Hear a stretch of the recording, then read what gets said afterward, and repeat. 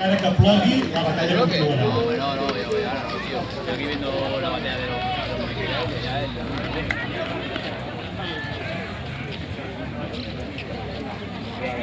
Podem veure com els dragons s'acosten cap a la línia austriacista que està avançant.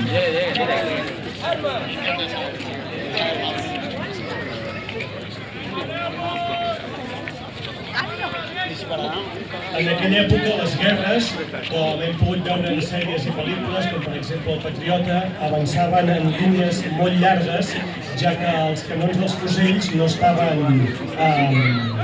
enrotllats per dins i la bala rebotava dins del canó, i quan sortia, per més que s'apuntés a una banda, la bala podia anar a qualsevol cantó. Per això hi havia grans fileres molt llargues per intentar que un tret d'alguna dels fusells o les escopetes toqués a l'enemic. Normalment morien els soldats que estaven al centre de les línies, ja que és on la majoria de soldats apuntaven. Quan un soldat queia mort, el de darrere passava al seu lloc i així successivament. Podem sentir els tambors i els sacs de gemells dels borbònics, que això indica que s'estan acostant per atacar. Això passa. Veiem un jove austriacista que està corrent cap al fortí perquè segurament deu ser un missatger que fa d'enllaç entre les tropes que hi ha dins d'Olesa i l'avançada austriacista.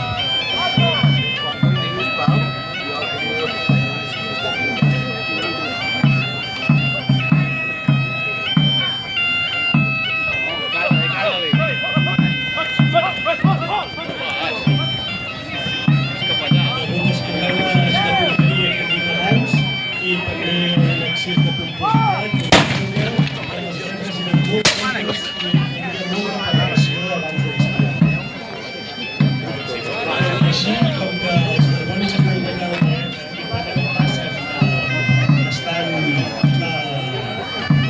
atacant amb gran salvatgia tots els austriacistes, els soldats que ja estan escoltint defensant Olesa disparen ràpidament, ja que saben que si perden els mataran a tots.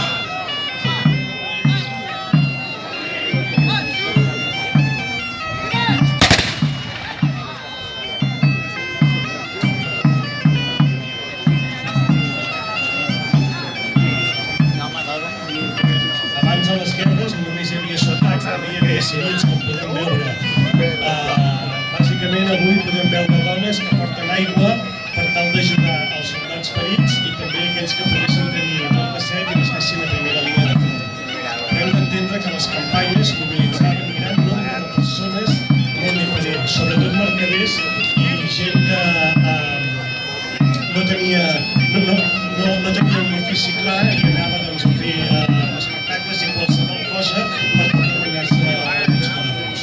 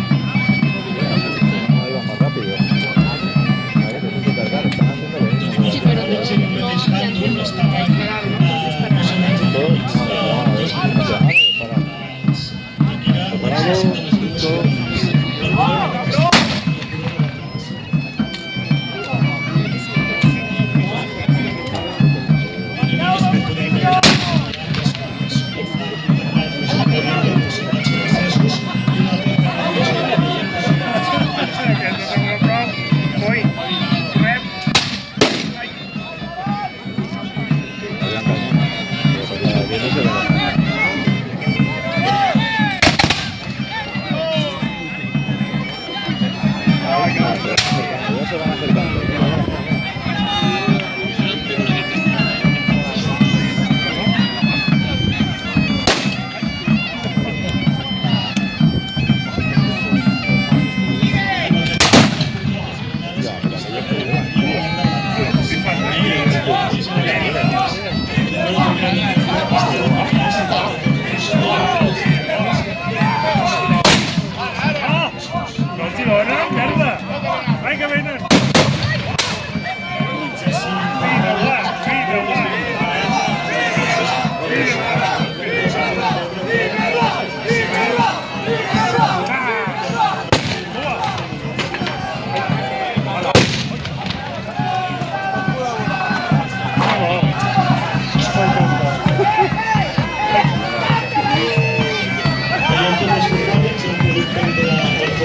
I com hi ha una refugida de desbandada d'exercir l'exercici sistemàtic. Els cavalls, tot i que poguessin imposar molt i tenien molta força i molta rapidesa, eren molt vulnerables, ja que els soldats acostumaven a posar-se la baioneta i la cavalls.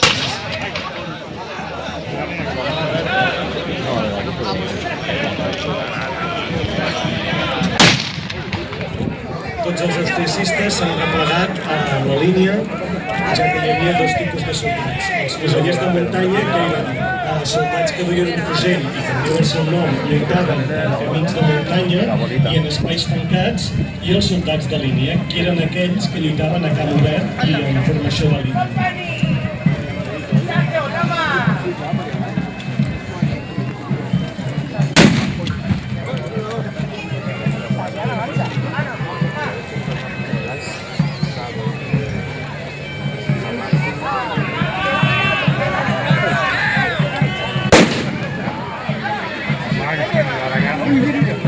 El fortí aquest, com podem comprovar, és un fortí de defensa, ja que només està tancat per la part de fora de la ciutat. Per la part de dins, l'única cosa que els està defensant els fascistes és el desbordament.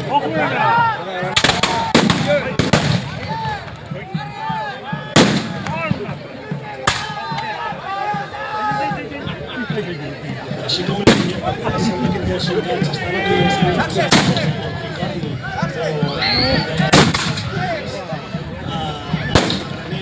com podem veure, duien un barret alçat, ja que així, quan tiraven les magranes, no es molestaven unes a les altres.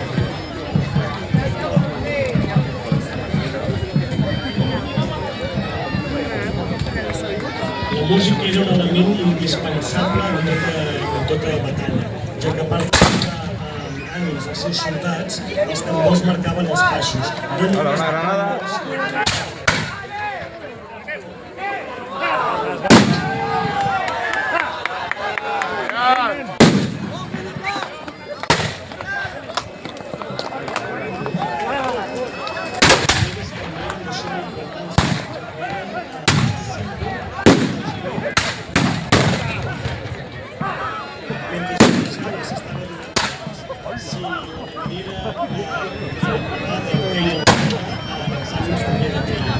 i els regiments acostumaven a intentar prendre les banderes dels soldats vençuts. És més, quan un regiment era vençut, una de les coses que havia de fer era regalar la bandera. I de vegades fins i tot les baquetes del tabac.